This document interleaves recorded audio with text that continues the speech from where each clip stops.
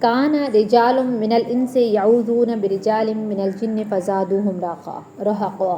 ٹھیک ہے کہ جاہلیت کے لوگ جب کسی جنگل میں قیام کرتے تھے تو اس جنگل کے جنات کی پناہ مانگا کرتے تھے. اس سے جنات یہ سمجھ بیٹھے کہ بھئی ہم تو انسانوں سے بھی افضل ہیں کہ انسان بھی ہماری پناہ لیتے ہیں. اس بات نے جنات کی گمراہی میں اور اضافہ کر دیا. ٹھیک ہے جس کے بارے میں یعوذون برجال من الجن فزادوہم رہقا. ٹھیک ہے ان کی گمراہی کے اندر مزید اضافہ کر دیا.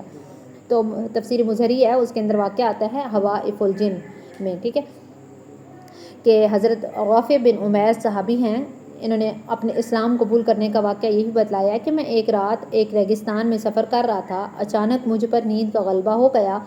میں اپنی اونٹنی سے اترا اور سو گیا, اور سونے سے پہلے میں نے اپنی قوم کی عادت کے مطابق یہ الفاظ کہہ لیے. ٹھیک ہے انی اعوذ بعظیم ھذا الوادی من الجن, یعنی میں پناہ لیتا ہوں اس جنگل کے جنات کے سردار کی.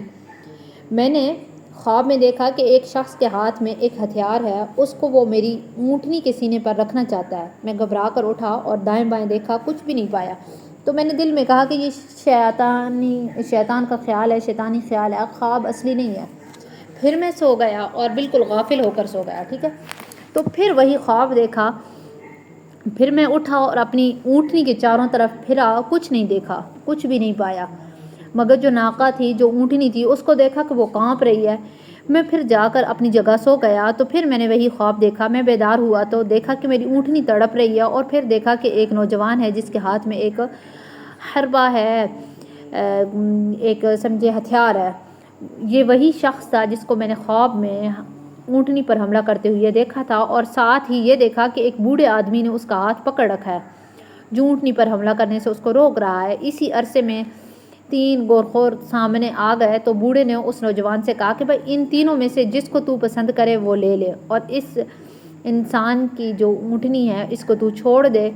وہ جوان ایک گورخر تھا اور اس کو لے کر رخصت ہو گیا ہے. پھر اس بوڑھے شخص نے میری طرف دیکھ کر کہا کہ اے بے وقوف, جب تو کسی جنگل میں ٹھہرے اور وہاں کے جنات اور شیاطین سے خطرہ ہو تو یہ کہا کر اعوذ باللہ رب محمد من حول ھذا الوادی, یعنی میں پناہ پکڑتا ہوں رب محمد صلی اللہ علیہ وآلہ وسلم کی اس جنگل کے خوف اور شر سے, اور کسی جن سے پناہ نہ مانگا کر, کیونکہ وہ زمانہ چلا گیا جب انسان جنوں کی پناہ لیتا تھا.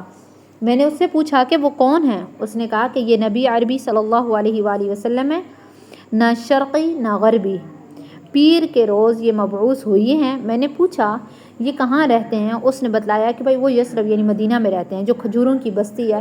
میں نے صبح ہوتے ہی مدینہ کا راستہ لیا اور سواری کو تیز سے چلایا یہاں تک کہ مدینہ طیبہ پہنچ گیا.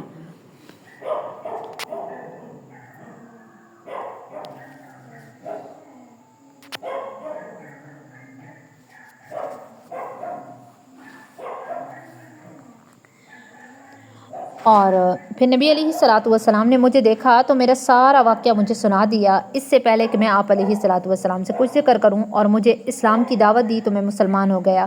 کہ حضرت سعید بن جبیر رضی اللہ عنہ رحمہ اللہ اس واقعے کو نقل کر کے فرماتے تھے کہ ہمارے نزدیک اسی معاملے کے متعلق قرآن مجید میں یہ آیت نازل ہوئی ہے کہ انہ کان رجال من الانس یعوذون برجال من الجن. ٹھیک ہے آگے فرمایا ہے